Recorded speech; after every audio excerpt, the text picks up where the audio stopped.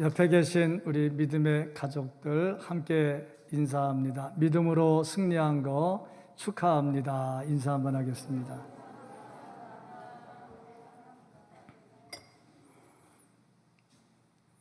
이렇게 코로나 전국에서도 믿음의 대열에 선 걸 축복합니다. 1시간 동안 설교하면서 이거 들고 설교하고 싶어요 지금. 축복하고 또 이렇게 생방송에 들어오신 분들도 축복합니다. 사랑부 또 축복하고, 큰 소리로 함성 지르고 있는 거 다 들리죠. 축복하고 열심히 잘 예배 동참해 주시는 거 감사합니다. 제가 이렇게 쭉 보니까 우리 성도님들 가운데 예방접종 2차까지 끝내신 분들이 있더라고요.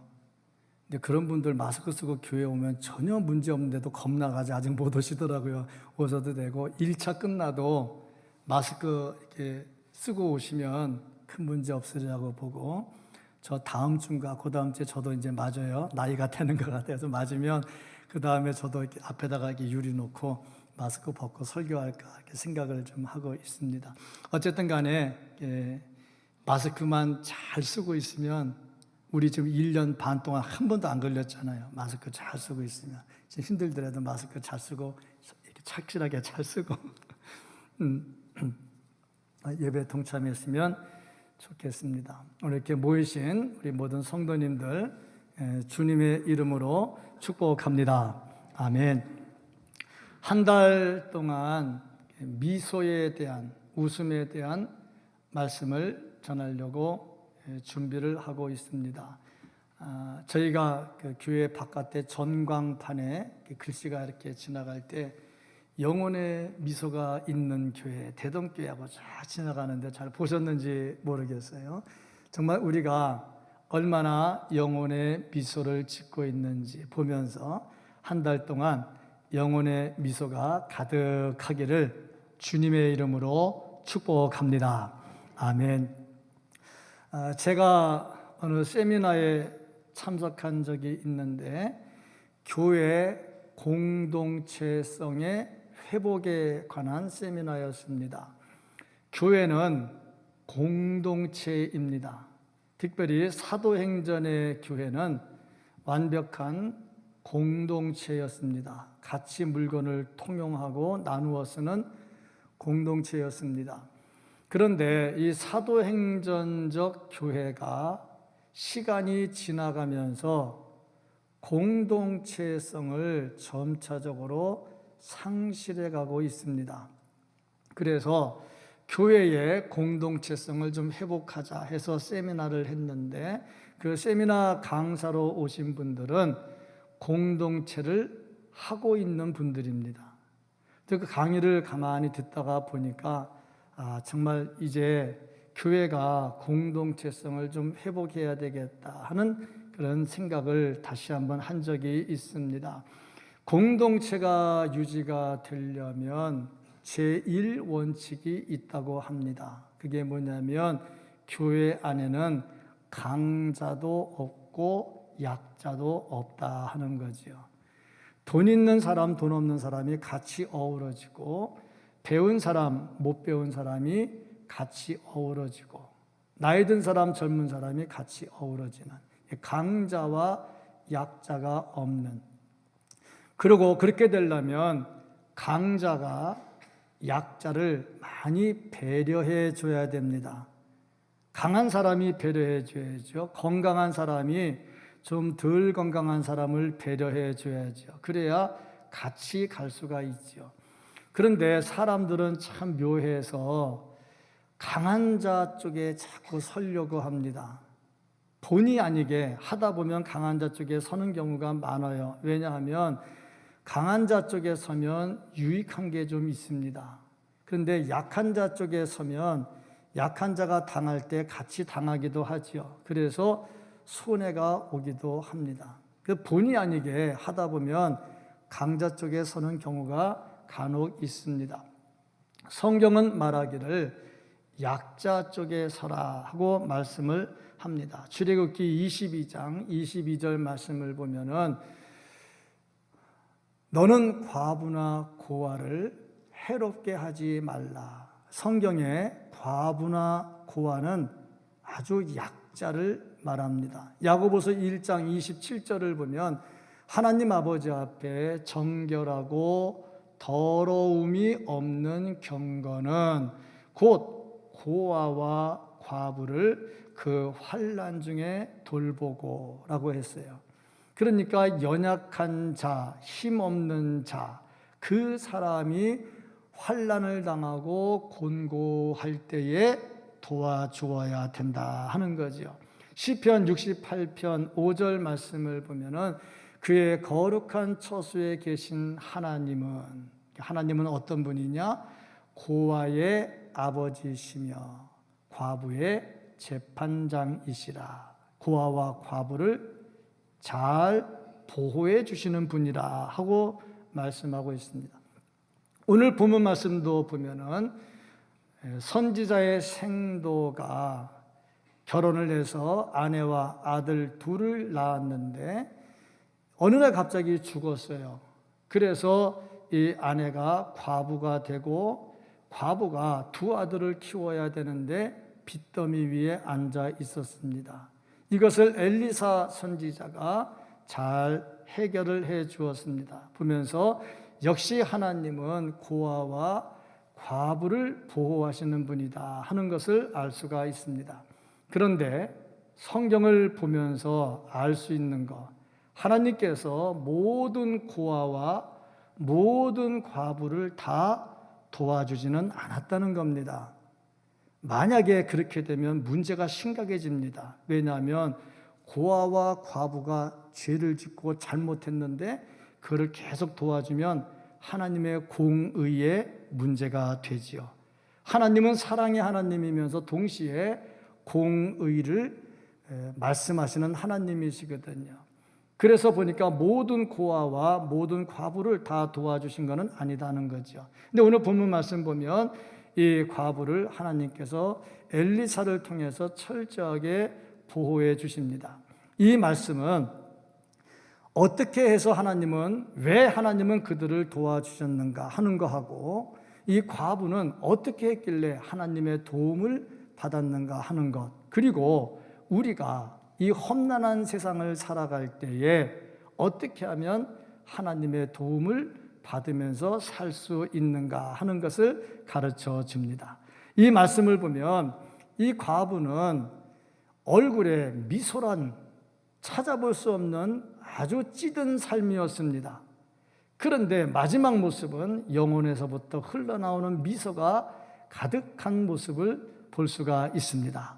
어떻게 이것이 가능할까? 오늘 말씀 속에서 우리의 삶이 영혼으로부터 흘러나오는 미소가 가득해지는 은혜가 있기를 예수님 이름으로 축복합니다.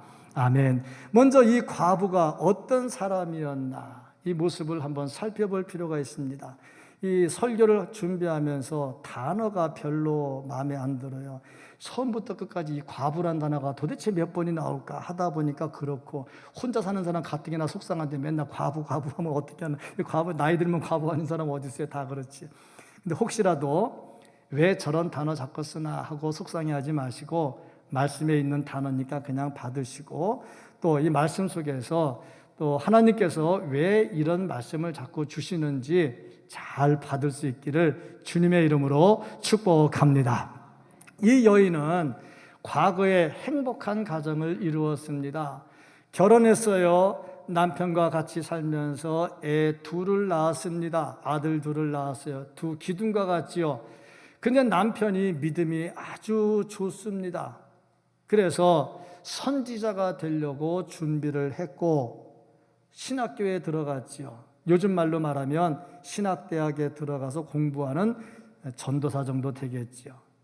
그래서 선지자의 생도가 돼서 공부를 하고 있는, 영성을 키워가고 있는 아주 믿음 좋은 남편이지요. 거기에 떡두꺼비 같은 아들 둘이 딱 버티고 있으니 얼마나 든든했겠습니까? 물론 빚은 좀 있지만 그래도 꿈이 좀 있습니다. 내 남편이 이제 선지 학교를 졸업하고 선지자가 되면 주님의 일을 할 것이고, 그러면 나는 그의 아내로서 어떻게 할까? 꿈에 좀 부풀어 있었고 나름대로 계획을 하고 있었습니다. 그런데 어느 날 갑자기 남편이 떡 죽어버리는 겁니다. 남들만큼 집 좋은 거 한 채 남겨놓고 통장 좀 남겨놓고 갔다면야 슬퍼도 또 버틸 힘이라도 있을 텐데 빚더미만 덜렁 앉혀놓고 그냥 어느 날 갑자기 가버린 겁니다. 얼마나 안타까웠을까. 이 당시에 선지자들이 좀 많이 어려웠어요. 이유 중에 하나가 뭐냐면 아합의 아내 이세벨이 선지자들을 너무 괴롭혔습니다. 그래서 선지자들이 살기가 힘들었지요. 그런 것도 있었고 또 요즘도 마찬가지입니다만 신학생들 보면 돈 많지 않습니다. 사는 게 좀 어렵지요. 마찬가지 이 시대도 돈 버는 거 없이 선지생도가 돼서 들어가서 공부하고 있으니 어디서 돈이 나올 겁니까? 당연히 없지요. 그러니까 먹고는 살아야 되겠죠. 처자식은 있지요. 살기는 살아야 되겠지요. 그러니까 이제 빚내기 시작을 했는데 이 빚이 점차적으로 이자가 붙잖아. 이자 눈덩이처럼 불잖아요. 그리고 다른 거는 모르겠는데 왜 이자 갚을 날은 그렇게 빨리 오는 거야? 너무너무 빨리 오는 거야. 막 힘들다 하는 거죠. 이것이 이 여인의 모습이었어요. 그러고 보니까 아주 괴롭고 시달림 받는 생활을 하고 있었던 것을 볼 수가 있습니다. 이 여인이 괴롭고 시달림 받는 생활을 했습니다. 빚을 갚으려고 보니 너무 많아. 갚을 능력이 없어. 풀어나는 이자 한숨만 더해줘. 그래서 나중에 빚을 준 사람들이 찾아와서 하는 말, 네 아들 내놔라. 내가 종으로 쓰겠다. 그러니 아들을 종으로 달라는데 기분 좋을 엄마가 어디에 있겠냐고. 더군다나 남편 죽어서 힘들었는데 애까지 종으로 달라고 하는 거야. 얼마나 힘들겠어요. 더군다나 자기가 도박하다가 빚진 것도 아니고 돈놀이 하다 빚진 것도 아니고 주의 일을 한다고, 하나님의 일을 한다고 남편 그렇게 몸바쳐 입고 했는데 이 빚더미 위에 앉아가지고 애를 종으로 팔려고 하니 얼마나 힘들겠는가 하는 겁니다. 아무리 믿음 좋은 사람도 이렇게 어려움 당할 때가 있다는 거. 그러니까 혹시라도 어려움 당하는 사람 보면 저 사람 믿음이 엉터리야 그렇게 말하면 안 되겠지요. 어쨌든 간에 너무너무 힘들었어요. 하나님의 종으로 하나님의 일을 하는데 돈 때문에 이렇게 고난을 당했다. 아주 괴롭고 시달림 받는 생활을 했다. 그리고 보니까 의지할 데도 없네요. 아주 의지할 곳이 없는 불쌍한 모습입니다. 가진 것이 뭐가 있느냐? 기름 한 병이다. 자, 기름 한 병도 이만한 한 병 같으면 괜찮아요. 요만한 한 병입니다. 이 단어가 자르라고 하는 단어가 썼는데 조그만 종지기 같은 그릇이에요. 이게 얼마큼이냐면 사람이 목욕을 한 다음에 이렇게 해서 이렇게 한번 바를 정도의 기름. 이게 다예요. 전 재산이 그거예요. 더군다나 돈 많은 친척이 있는 것도 아닙니다. 누구 하나 의지할 데가 없어요. 또 이 사람의 성격이 억척스러우면 그나마도 또 견디겠어요. 남편 없고 빚 있어도 사람이 생활력이 강하고 억척스러우면 한번 해보자 그러고 하겠지요. 그런데 체면 차리지 않고 달라붙는 그런 성격도 아니야. 조용히 내조하고. 그래서 남편 신학생으로서 있으니까 기도하고 어떻게 하면 신학생 빨리 마치고 선지자가 될까? 그 기도만 하고 있었던 사람이니까 아무런 능력도 없어. 엘리사를 찾아가서 내 남편이 죽었어요 그렇게 말하지 않고 당신의 종이 죽었어요 하고 말하는 거 보니까 아주 말도 예쁘게 하고 고분고분하고 자기 앞길을 잘 못 챙기는 사람 같아. 자기 자신에 대해서도 나는 당신의 여종입니다 하고 말을 합니다. 당신의 신하입니다 하고 얘기를 하죠. 이게 보니까 생활력이 그렇게 강한 것 같지도 않아요. 참 사람이 아무리 힘들고 어려워도 악착 같고 억척스러우면 살아나갑니다. 그렇습니다. 어떤 분이 저한테 조언을 하더라고요. 목사님 힘들 때요 스트레스 받지 마시고요 목사님 건강 잘 챙기세요. 건강하면요 마지막에 이겨요. 그런 얘기도 해주더라고요. 그러다 보니까 목회 중에 이런 말이 있어요. 목회자들 중에 하는 말 중에 뭐냐면 약한 목사는 목회를 못한다. 몸이 약하면 교인들이 사랑하는 것 같아도요, 계속 아프면 그 다음에 사랑 안 한대요. 근데 악한 목사가 되게 못됐어. 근데 그 사람은 끝까지 목회를 한대. 글쎄 무슨 말인지 잘 모르겠지만 하여튼 약하면 안 돼. 강해야 되거든요. 그런데 이 여인은 그 강한 모습도 없어. 거기다 남편까지 가버렸으니 얼마나 속상하겠습니까? 저는 이 말씀을 묵상하면서 남편에 대해서 불만을 가지시는 여자 성도들이요, 있어주는 것만도 감사하고 살기를 바랍니다. 아멘 안 나오는 거 보니까 별로 감사하지 않는 것 같아. 감사하고 살기를 축복합니다. 있어진다는 것 자체가 얼마나 감사할 일입니까? 그런데 이 여인에게 한 가지 소망이 있다면 신앙은 과부가 아니었다 하는 겁니다. 영적인 상태만큼은 과부가 아니었다. 왜냐? 엘리사를 찾아오면서 하나님께 부탁을 하지요. 하나님을 의지하지요. 엘리사를 찾아와서 질문합니다. 그렇습니다. 하나님이 계시기 때문에 영적 상태는 과부가 아니다는 거지요. 우리는 예수 그리스도의 신부입니다. 그러므로 예수 그리스도가 나와 함께하고 내 속에 예수 그리스도가 계시다면 어떤 상황이 됐든 나는 영적인 과부는 아닙니다. 그런데 내 안에 예수 그리스도가 계시지 않다면 나는 영적인 과부에 지나지를 않습니다.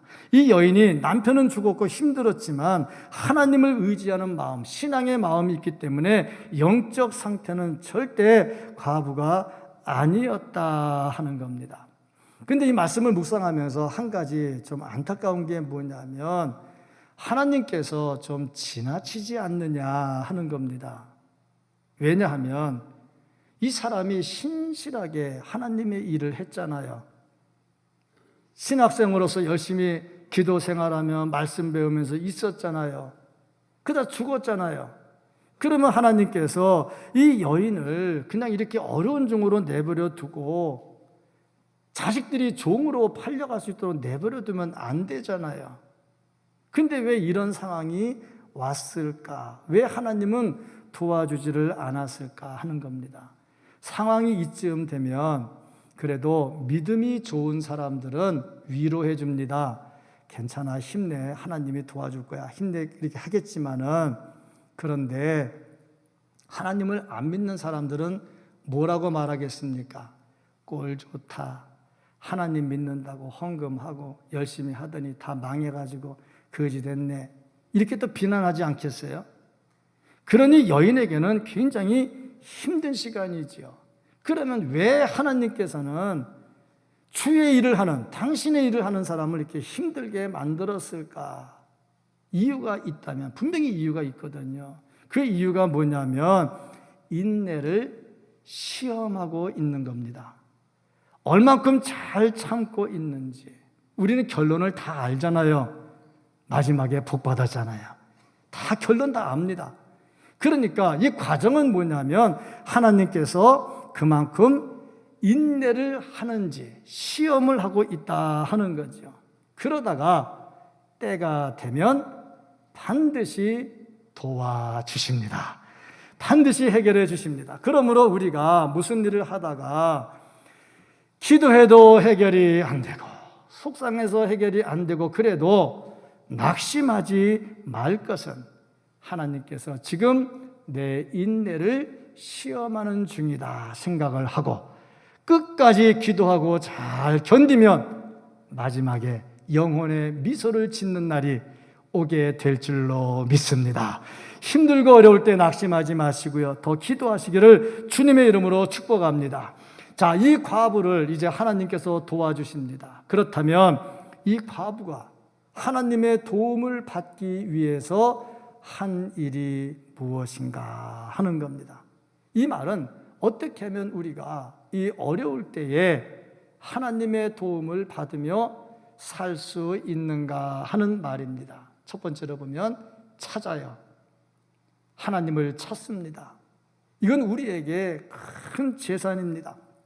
이 여인은 엘리사를 찾아왔습니다. 엘리사가 누굽니까? 하나님이 세운 하나님의 사람이잖아요. 하나님의 사람에게 훈련받다가 갑자기 어려운 일 당했는데 나 몰라라 할 일은 없지요. 근데 엘리사가 뭐 부자입니까? 돈 쌓아놓은 사람 아니잖아요. 그런데도 찾아온 이유가 뭘까요? 선지자니까 찾아오는 거죠. 하나님의 사람이니까 찾아오는 거죠.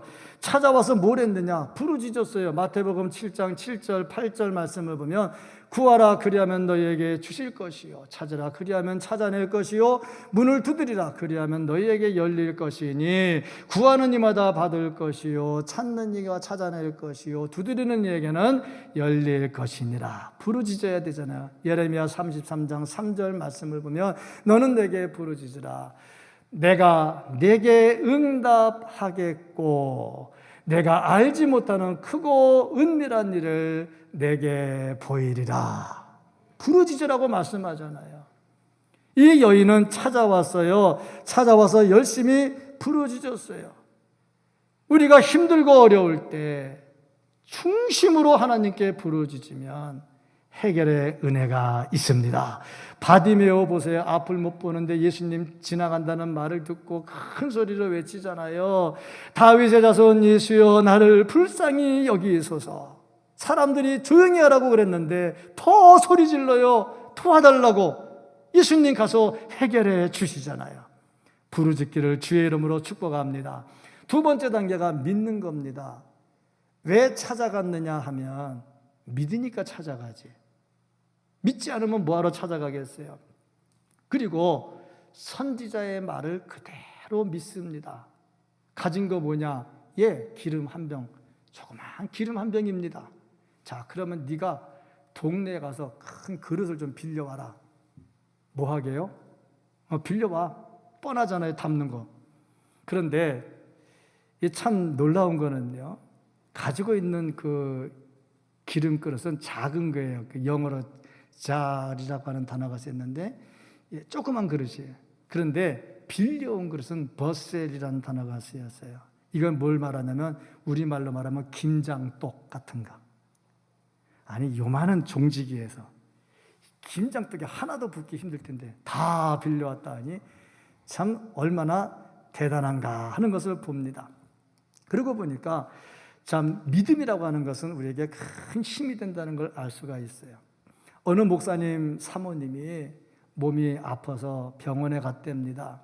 병원에 가서 이렇게 진찰하다가 이제 아마도 검사를 좀 받아야 될 것 같아요. 이거저거 이제 검사를 신청을 했는가 봐요. 근데 목사님이 같이 따라갔답니다. 아내가 좀 안절부절하고 좀 불안해하니까 여보, 하나님께서 고쳐주실 거야. 괜찮아. 별 문제 없어. 믿고 구하면 하나님이 잘 해결해 주실 거야. 하고 말을 하는데도 아내이신 사모님이 별로 마음이 안정이 안 돼. 그리고 검사를 다 받고 나왔다. 그리고 그 다음날 검진 확증을 받으러 갔는데 의사 선생님 하시는 말씀 걱정하지 마십시오. 괜찮습니다. 그러니까 그때 얼굴이 환하게 펴더래. 그래서 목사님이 다음날 설교하면서 그랬대. 여러분, 목사가 말하면 잘 안 듣습니다. 하나님 말씀하면 잘 안 듣습니다. 근데 의사의 말은 잘 듣네요. 나 그 목사님 그렇게 설교하고 집에 가서 혼나지 않았나 모르겠어. 좌우지간 그렇게 했대. 그런데 더 놀라운 거 하나는 뭐냐면 그 사모님이 검사 받으러 들어갔잖아요. 목사님이 기다린 동안 뭐 하겠어요? 혈압도 측정을 하고 맥박도 측정을 했는데 목사님 혈압도 올라가고 맥박이 막 뛰더래. 아직까지 이해가 안 되십니까? 아내한테 여보 걱정하지 마. 하나님이 지켜줄 거야. 괜찮아. 그렇게 말하면서 자기도 막 뛴 거야. 이게 이제 걱정이 돼가지고. 이게 사람의 약한 모습 아니겠어요? 우리가 그렇다 이 말이죠. 근데 지금 이 여인은 어땠느냐? 그 상황 속에서도 두려워하지 않고 그냥 믿습니다. 그 다음 단계가 이제 순종입니다. 찾아왔지요. 믿으니까 찾아왔지요. 들었어요? 들었으니까 그 다음에 어떻게 됩니까? 순종해야지요. 행함이 없는 믿음은 믿음이 아닙니다. 어떻게 보면 엘리사의 말을 듣는 것은 아주 어리석어 보입니다. 과학적으로는 안 되겠죠. 근데 하나님은요, 과학도 아니고 비과학도 아니고 하나님은 초과학입니다. 과학을 초월하십니다. 자, 이 여인이 그대로 시킨 대로 해요. 시킨 대로 하는데 그릇을 빌려와라 그러니까 그릇을 빌려와요. 자, 이제 부어라 하는데 붓기 전에 먼저 한 가지 엘리사가 시키는 말이 있어요. 문 닫아라. 참 이해가 안 갑니다. 왜냐? 지금 기적이 막 일어나는 현장이잖아. 요만한 그릇에서 이만한 그릇에 계속 붓는데 기름이 끝나지 않고 하나 옮겨 얼마나 막 능력이 있습니까? 그걸 보면 사람들이 와 박수치면서 하나님하고 할렐루야 할 거 아닙니까? 문 닫으라는 거예요. 왜 닫으라고 그랬을까? 여기 문제가 좀 있는 거예요. 왜 닫으라고 그랬을까? 닫으라고 한 이유가 뭐냐면 방해를 받지 않으려고. 항상 어디 가든지 딴지 거는 사람은 반드시 딴지 겁니다. 무슨 일을 해도 딴지 겁니다. 그러니까 기적을 행하는 자리에, 능력을 행하는 자리에, 기쁜 자리에도요 반드시 딴지 거는 사람이 있습니다. 그런 사람들 딴지 걸면 이적 행하는데 방해가 되잖아. 그러니까 문을 닫아버리라는 거야. 그러면 문을 닫으면 또 딴지 안 거나요? 문을 닫으면 더 딴지 걸지. 왜 숨어서 하는데? 자신 있으면 공개하지. 왜 숨어서 하는데? 그래서 어떤 신학자라고 하는 것은 성경을 연구하는 겁니다. 성경을 연구하는 어느 신신학이라고 하는 것은 우리 같이 정통 신학이 아닌 사람이죠. 그 사람이 뭐라고 해석을 했냐면 엘리사가 그 기름에다가 양잿물을 부라고 그래가지고 기름을 부풀렸다.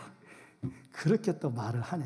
참, 딴지 거는 사람은요 무슨 일을 해도 딴지 걸고요. 부정적인 사람은 무슨 일을 해도 부정적입니다. 지금 하나님의 능력을 행하고 이적을 행하는데 신학자라고 하는 사람이 어떻게 그렇게 말을 할 수가 있냐는 거죠. 근데 또 지금 보면은 그렇게 또 말할 수도 있겠다는 생각이 들어요. 왜냐하면은 두부 각지게 한다고 거기다가 석회가루 집어넣는다며, 콩나물 잘 크게 하려고 거기다가 뭐 비료 같은 거 막 뿌린다며, 이런 거 보면은 참기름 또 가짜로 막 만든다며, 이런 거 보면은 정말 믿지 못할 세상이다. 그런데 지금 하나님의 능력을 행하고 있잖아요. 하나님의 능력을 행하고 있는데 시비 걸어서 뭐 하겠냐고. 그러니까 은혜 받지 못한 사람은요 항상 시비 걸어요. 이 여자가 먹을 것도 없고 빚더미에 앉았을 때 그래도 사람 같으면 야, 선지자의 생도가 이렇게 어려운데 우리 도와주자. 십시일반하고 돈 모아가지고 빚 갚아주고, 그런 건 또 안 하네. 그런 거는 안 하고 능력 행하면 나타나가지고 딴지 거는 일은 또 하네. 참 안타까운 일이죠. 우리는 그런 자리에 서지 말고 은혜 받는 자리에 서고 감사하는 자리에 서고 그래야 될 줄로 믿습니다. 여인이 기름을 부었지요. 믿음 없이 못 붓죠. 또 아들들은 그 그릇을 또 옮깁니다. 열심히 옮깁니다.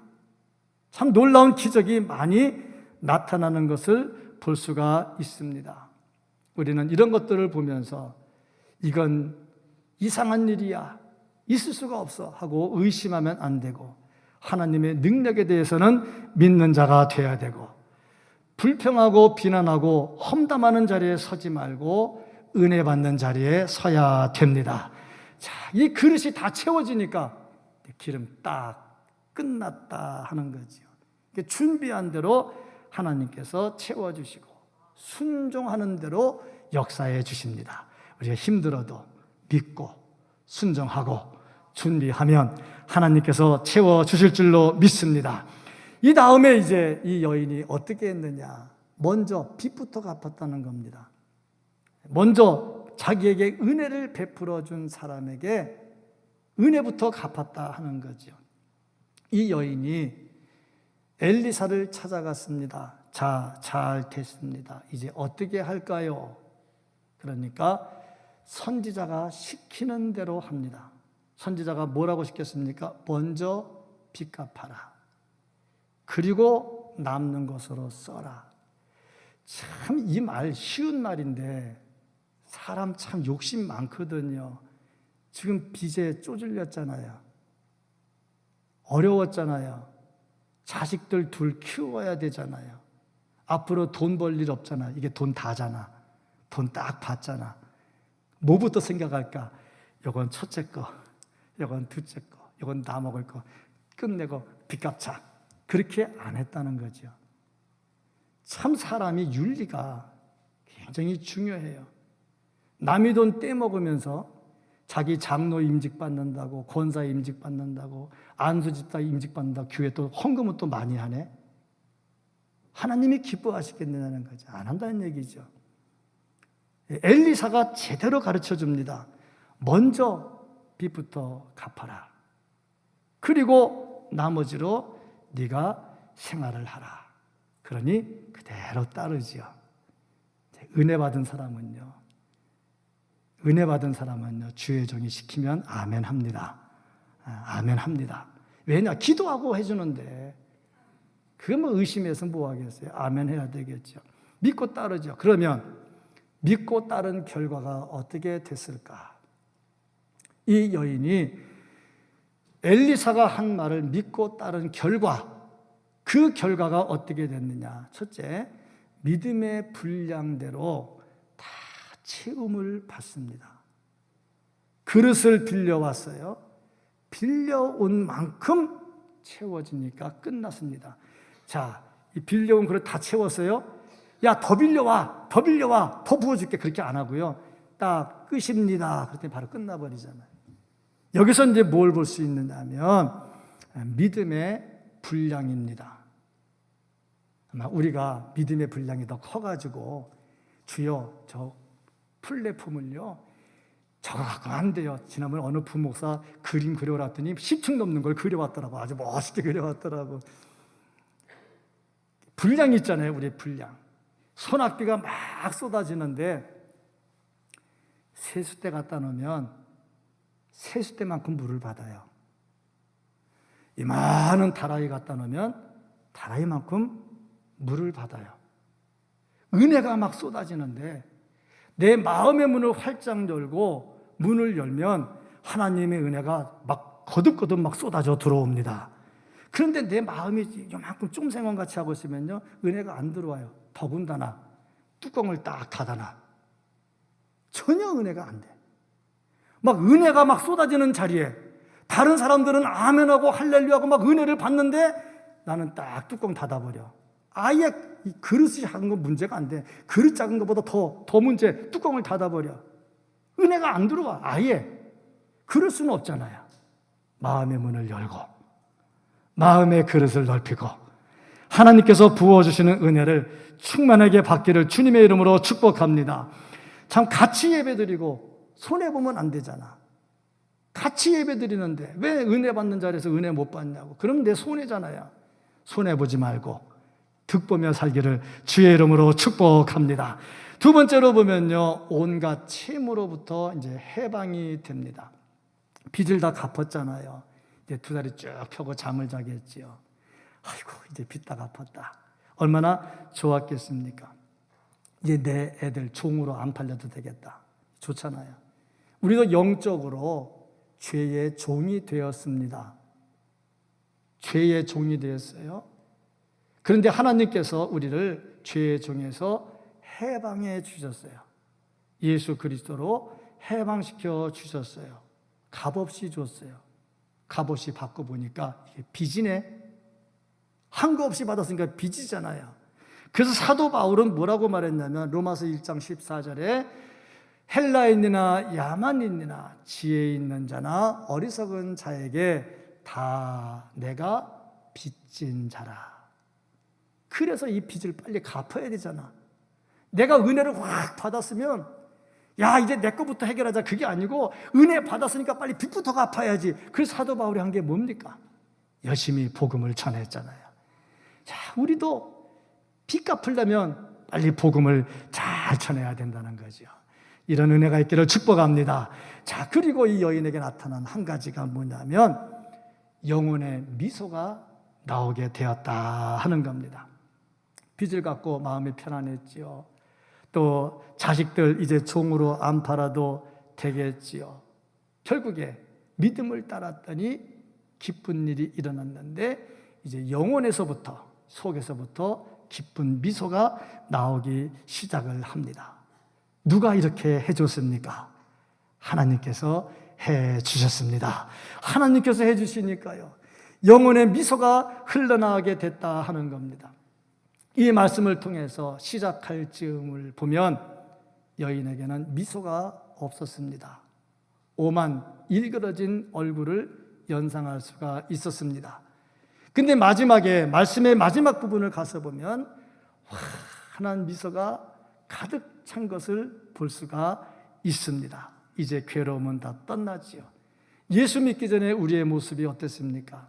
허물과 죄로 죽었고요, 이미 우리는 죄의 종이 되었었습니다.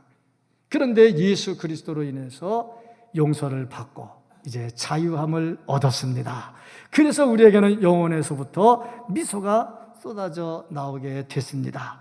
여인의 얼굴에 미소를 주신 하나님, 우리에게 1차적으로 영의 문제를 해결하시고 영혼의 미소를 주시고 2차적으로 육신의 문제도 해결해 주시고 우리에게 미소를 더하여 주실 것입니다. 이 여인이 이 미소를 찾기 위해서 하나님을 찾았고 믿었고 순종했습니다. 그랬더니 하나님께서 은혜를 베풀어 주셨습니다. 우리 역시 하나님을 찾고 하나님을 믿고 하나님의 말씀에 순종하면 하나님께서 들으시고 영혼의 미소로 가득가득 채워주실 것입니다. 이런 은혜가 우리 모두에게 있기를 예수님 이름으로 축복합니다. 아멘. 기도하겠습니다.